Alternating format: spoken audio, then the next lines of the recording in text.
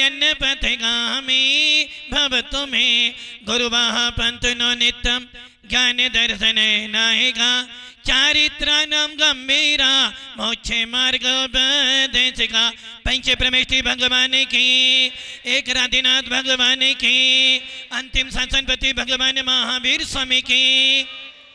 लग रहा है सबके पास दो दो हाथ हैं, लग रहा है सबके पास दो दो, और भगवान की कृपा है कि भगवान जब तक रहूं दो हाथ बने रहें, कहीं ऐसा ना हो जाए कि हाथ कम हो जाए।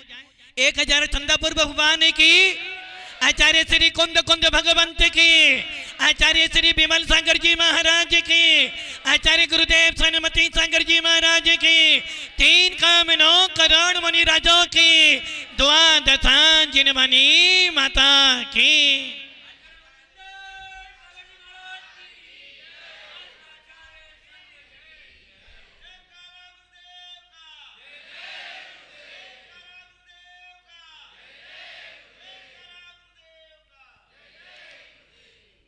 मांगेलाल जी ने मोठा जी की याद दिला दी। अच्छा चलो कोई तो कह के गया मांगेलाल जी कि भाई कोई काम कर लेना। भव्य आत्माओं, अंतिम तीर्थेश भगवान महावीर जो हमारे इस काल के सर्व या कहते हैं इस काल के महानायक, अहिंसा के पुजारी, करुणा के भंडार भगवान महावीर, जिन्होंने हर इंसान के अंदर परमात्मा बनने की प्यास उत्पन्न करी, ऐसे भगवान महावीर का जन्म कल्याणक महोत्सव बड़ी धूमधाम से हमने संपन्न किया। और ऐसे भगवान महावीर जिन्होंने ना जाने कौन कौन सी पर्यायों से निकलकर, यदि हम लोग थोड़ा सा दुख आता है तो व्याकुल हो जाते हैं। अपना अपना जीवन याद करो ना। यहाँ ओम जी बैठे हैं, बाकलीवाल जी बैठे हैं, मनोज जी बैठे हैं, गढ़िया परिवार बैठा है, हमारे अरविंद जी बैठे हैं। अपना अपना वो दिन याद करो जब आपके साथ में कोई नहीं था। आप लोगों ने कैसे कैसे मेहनत कर करके दिन रात एक कर कर आपने आज ऐसा लेवल प्राप्त किया है कि आज समाज में आपकी थोड़ी सी वैल्यू है। और वो दिन याद करो पापड़ीवाल जी जब आप अकेले थे, कोई आगे पीछे, कोई ये भी नहीं पूछता था कि कहाँ है ओम जी, कहाँ है हमारे अरविंद जी। और आज हमने अपनी लगन से, अपनी मेहनत से, अपने पुरुषार्थ से स्टैंडर्ड तैयार किया तो आज हमें समाज सम्मानित करती है। तो इसका मतलब हर व्यक्ति के जीवन में संघर्ष तो आता है, और जिसके जीवन में संघर्ष ना आए उसका जीवन क्या। और जो व्यक्ति अपने पुराने दिनों को भी याद करते हुए चलता है तो समझ लेना भले वो करोड़पति बन जाए किंतु वो रोड़पति के दिन कभी भूलता नहीं है। और ऐसा व्यक्ति कितना ही धनवान बन जाए कभी अहंकारी होता नहीं है। जब आप जैसे सामान्य व्यक्तियों के जीवन में संघर्ष आते हैं तो सोचो, तीर्थंकर भगवान महावीर का जीवन देखो कि कैसी कैसी पर्यायों से निकल कर आए किंतु फिर भी हताश नहीं हुए। और ये ध्यान रखना, सत्य परेशान तो हो सकता है मेहता जी, सत्य परेशान तो हो सकता है किंतु पराजित नहीं हो सकता। नीम का पत्थर, राजेश जी, मील का पत्थर दिखता नहीं है किंतु मील का पत्थर वो काम कर जाता है जिसको दुनिया हमेशा याद रखती है। आदिनाथ और महावीर दोनों में अंतर क्या है अन्ना भैया? आदिनाथ और महावीर में क्या अंतर है? कोई अंतर नहीं है। नहीं, पापा में तुम में अंतर तो है। आदिनाथ हमारे मील के पत्थर हैं और भगवान महावीर हमारे शिखर के पत्थर हैं। दुनिया को भगवान महावीर तो दिख रहे हैं किंतु ये भूल कर रहे हैं कि आदिनाथ ना होते तो महावीर ना होता और महावीर नहीं होते तो हम यहाँ पर नहीं होते। भव्य आत्माओं, बड़े सौभाग्यशाली हैं, वीतराग शासन मिला है। और जिस वीतराग शासन के अंदर मात्र एक ही काम किया जाता है, और वो काम है शुभम भैया क्या करना है। जिन शासन मिला आपको किसके लिए मिला? जिन शासन हमें मात्र इसलिए मिला है कि मेरे अंदर जो परमात्मा बैठा है, मेरे अंदर जो भगवान आत्मा बैठी है, वो भगवान आत्मा कब पर्याय से भगवान बन जाए। वैभव भैया क्या मिला है? जिन शासन। हर किसी को आप सोच लो, भगवान महावीर का जीव भील के पर्याय में गया, जिन शासन नहीं मिला। जिस समय वो नारायण त्रिपृष्ठ बना, जिन शासन मिला। उसके बाद जब शेर की पर्याय में गया, जिन शासन नहीं मिला। किंतु प्यास लग गई थी आदिनाग के कुल से कि यदि मुझे आदिनाग का कुल मिला है, मेरे दादा अपने पूर्वजों पर आपको नाज है। हाँ बेटा नाज है ना, कि हमारे पापा के पापा ने हमें ऐसे संस्कार दिए हैं कि बेटा पानी छानकर पीना, रात्रि में भोजन नहीं करना, और जिनेंद्र देव का मंदिर मिल जाए तो कभी छोड़ना नहीं, और साधु मिल जाए तो उनके पीछे लग जाना। ये हमारे पूर्वज हमें संस्कार दे गए। हमें गर्व है कि हमारे पूर्वजों ने हमें अच्छे संस्कार दिए। वैसे ही जिस व्यक्ति को जैन कुल मिल जाता है, उसे बचपन से नमोकार मंत्र तो मिल जाता है। आपको जिन शासन मिला है, जिन कुल मिला है, किस लिए मिला है? अप्पा सो परमप्पा, आत्मा ही परमात्मा है। हाँ गड़ी वाले भैया, आत्मा ही। अब तुम्हें बनना क्या है? आपको मार्ग मिल गया है, आपको बनाना नहीं है मार्ग। आपको बुकिंग मिल गई है, रिजर्वेशन मिल गया, एडमिशन मिल गया है। कहां पर? LKG में। बाकली वालगी क्या मिल गया आपको? कहां पर? घर में नहीं। आपको जिन शासन में एडमिशन मिल गया है कि आप जैन हो। अब करना क्या है? एडमिशन मिल गया है। रेकी मास्टर, दुनिया की रेकी करते हो, दुनिया का वास्तु करते हो और अपना वास्तु। जिन शासन में एडमिशन मिला है, अब आपको पढ़ाई कौन सी करनी है? LKG करनी है, UKG करनी है, पहली पढ़नी है, 12वीं पढ़नी है, BCom पढ़ना है, CA बनना है, इंजीनियर बनना है। ये तो सबको याद है,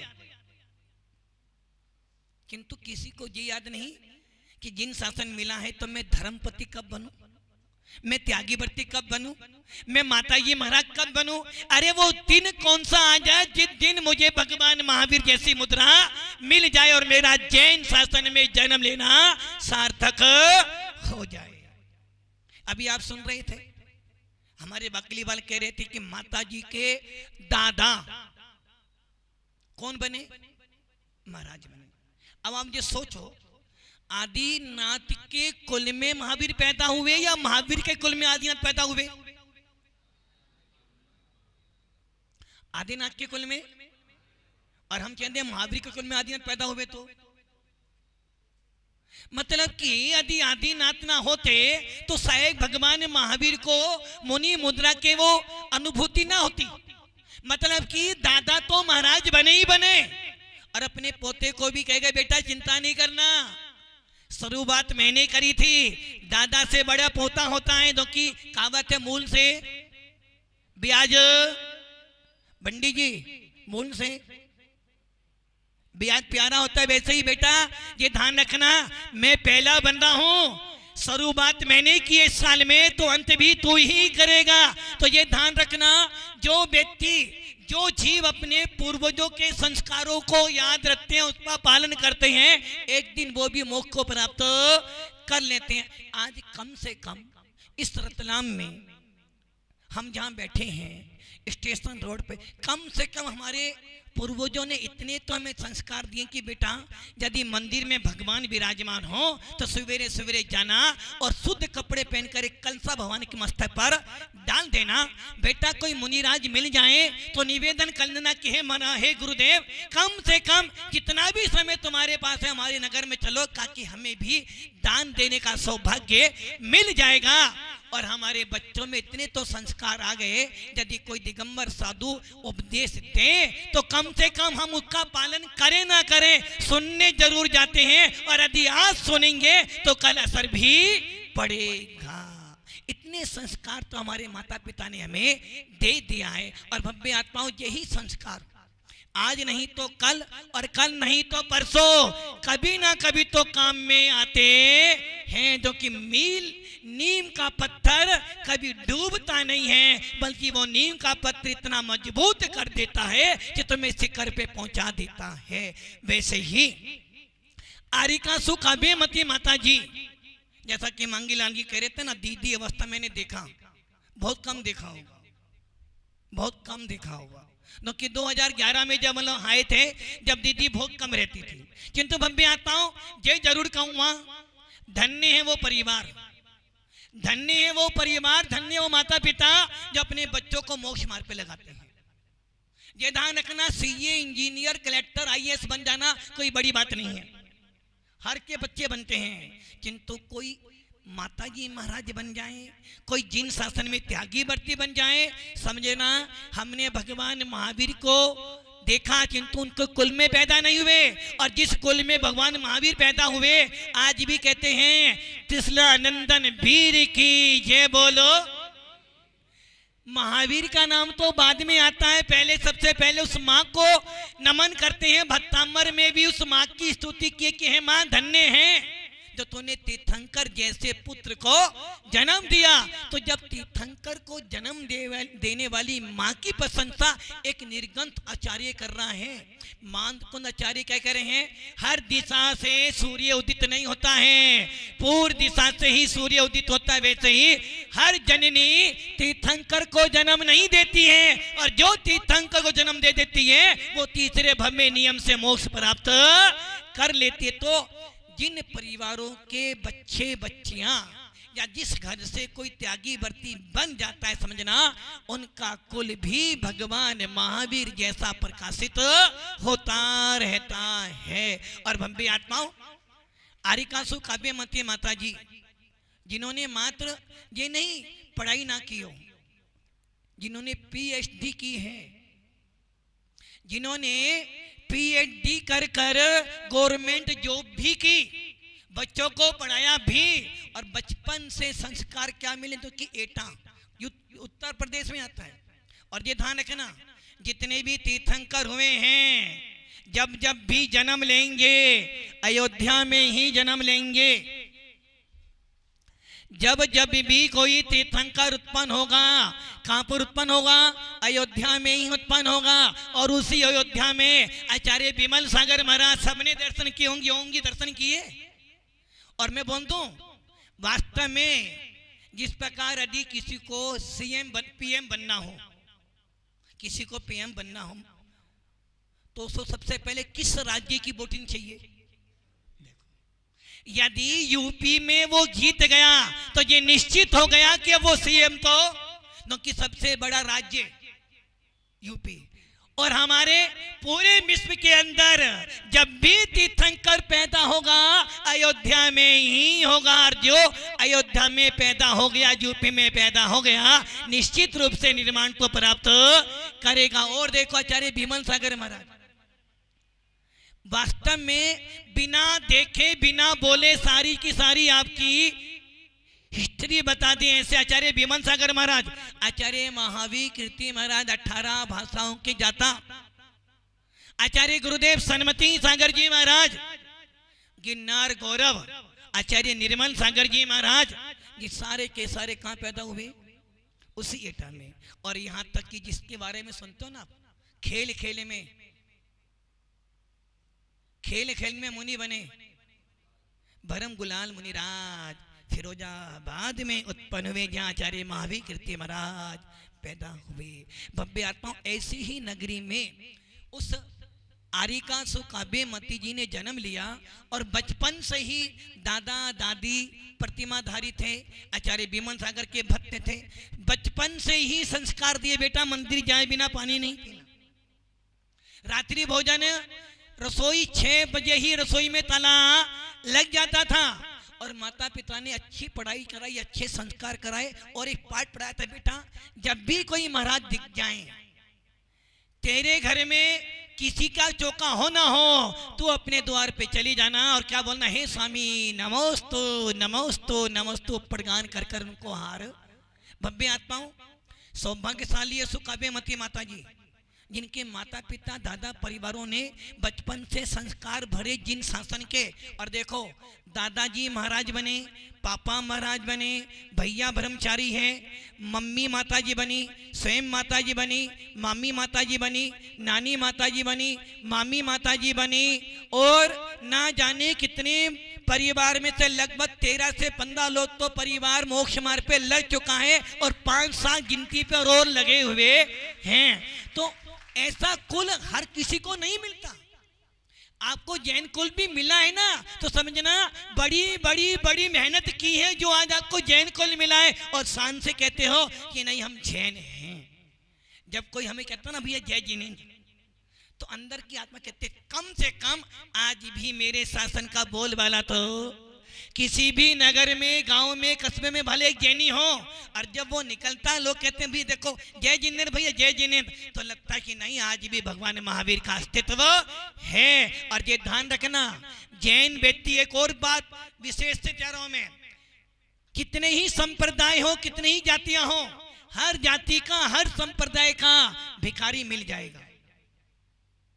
देखा होगा आपने, हर जाति का भिखारी मिल जाएगा, किंतु जैन समाज का कोई व्यक्ति भले घर में भूखा सो जाएगा किंतु कभी किसी के सामने हाथ नहीं फैलाएगा। क्योंकि हमारे तीर्थंकरों ने जब जन्म होता है हमारे तीर्थंकरों का, तो प्रतिदिन 14 करोड़ रत्नों की वृष्टि होती है और पूरे के पूरे 15 महीने तक वो वृष्टि होती रहती है, और वो सारा धन हमारे तीर्थंकर रखते नहीं है बल्कि बांट देते हैं। इसलिए जैन शासन के अनुयायी भले गरीब हो किंतु संतोषी होते हैं, घर में भूखे रह सकते हैं किंतु कभी किसी सामने हाथ नहीं फैलाते, और यदि मांगते भी हैं तो सच्चे देवता गुरु के पास जाकर मांगते, किसी और से नहीं लेते। ऐसे आरिका सुकाव्यमती माता जी ने आचार्य विमल सागर जी का सानिध्य प्राप्त हुआ, आचार्य सन्मति सागर जी महाराज का सानिध्य प्राप्त हुआ, आचार्य पुष्पदंत सागर जी का सानिध्य प्राप्त हुआ, आचार्य विराट सागर जी का मिला, आरिका विशुद्धमती माता जी का सानिध्य प्राप्त हुआ, और ना जाने कितने कितने साधुओं को हारदान दिया। और लगभग मेरे ख्याल से यदि कोई साधु एटा में आया है, भले वो परमान सागर जी क्यों ना हो, उनको भी बहुत हार करवाया। और साधु सेवा करते करते करते इतनी विशुद्धि बड़ी, छोटी उम्र में ही 15-16 साल की उम्र में ही ब्रह्मचारी व्रत ले लिया, और उसके बाद अपने दादा की पापा की समाधि करवाई, और उसके बाद आज स्वयं आरिका बनकर महाव्रतों का पालन कर रही है, अपने योग अपनी विशुद्धि बढ़ा रही है। और भव्य आत्माओं, कभी इनकी आवाज सुनोगे, आप भजन सुनोगे, पूजा सुनोगे, तो लगेगा आपको कि कोई सरस्वती ही बोल रही हो। बहुत अच्छा कंठ है, बहुत अच्छी लेखनी है। और हमारे जो अरविंद जी अभी सुभाष नगर से पधारे हैं, वो मात इसलिए आए थे, महाराज जी हमें कोई महाराज दे दो, 10 दिन के लिए हमारे मंदिर में पूजा हो जाए। मैंने कहा भैया महाराज नहीं माता जी ले जा। बोले महाराज माता जी दे रहे हो, महाराज दे दे तो अच्छा रहता। मैंने कहा बेटा तुम माता जी ले जा, पहले गुलाब जामुन खा ले, उसके बाद में चमचम खाना। और वो 10 दिन ले तो गए, और 10 दिन में वो सुभाष नगर आज ऐसा सुभाष नगर बन गया है कि वो आचार्य सुंदर सागर को तो बाद में पूछता, सबसे पहले। भव्य आत्मा जी ध्यान रखना, साधु कोई भी हो, साधु हमारा है। नमो लोई सब्बे सौनम। साधु किसी एक की संपत्ति, साधु तो पूरी समाज की धरोहर है। आज भगवान महावीर जैनों की नहीं पूरे विश्व की धरोहर है, वैसे ही एक जैन संत पूरे विश्व की धरोहर है। वो सुरक्षित है तो जिन शासन सुरक्षित है, और जिन शासन सुरक्षित है तो आपके बच्चों में संस्कार सुरक्षित है। ऐसे आरिका सुकाव्यमती माता जी की दीक्षा बांसवाड़ा में हुई, और उस समय 6 दीक्षाएं एक साथ हुई थी, और आज उनको 3 साल हो गए हैं।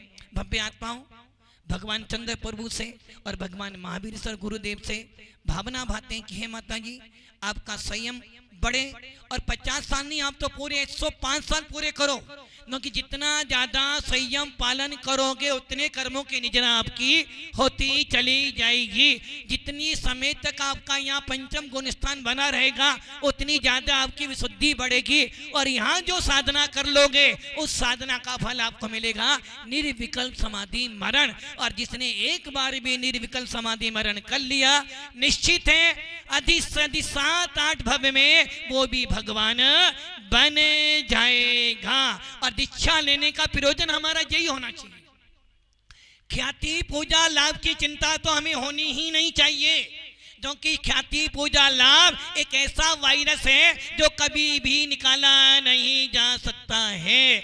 साधु जीवन में अरे भैया कितना नाम करोगे, इतना बड़ा पद मिल गया है, पूजनीय पद मिल गया है, महाव्रत मिल गया, जिस पद को प्राप्त करने के लिए 100 धर्मेंद्र भी तरसता है, सर्वार्थ सिद्धि का देव भी तरसता है, ऐसे महाव्रत मिले हैं। अब तो बस एक ही भावना है कि जितनी भी उम्र बची है, जितना भी जीवन बचा है, महाव्रतों का पालन करते करते अंतिम समय में जब श्वास निकले तो बस एक ही भाव हो कि हे आत्मान कभी भी अपने स्वभाव से च्युत ना हो, और अपनी आत्मा का चिंतन करते करते करते करते ये श्वास बंद हो जाए, ताकि मेरी अगली पर्याय जो मिलेगी अच्छी मिलेगी, और मुझे बार बार जब तक मोक्ष ना मिल जाए जिनेंद्र देव की शरण मिलती रहे। इसलिए माता जी आपकी साधना बढ़े, आपका ज्ञान बढ़े, निरोगता प्राप्त हो, साधना बढ़े, आपका केवल ज्ञान की प्राप्ति हो, और आप भी एक दिन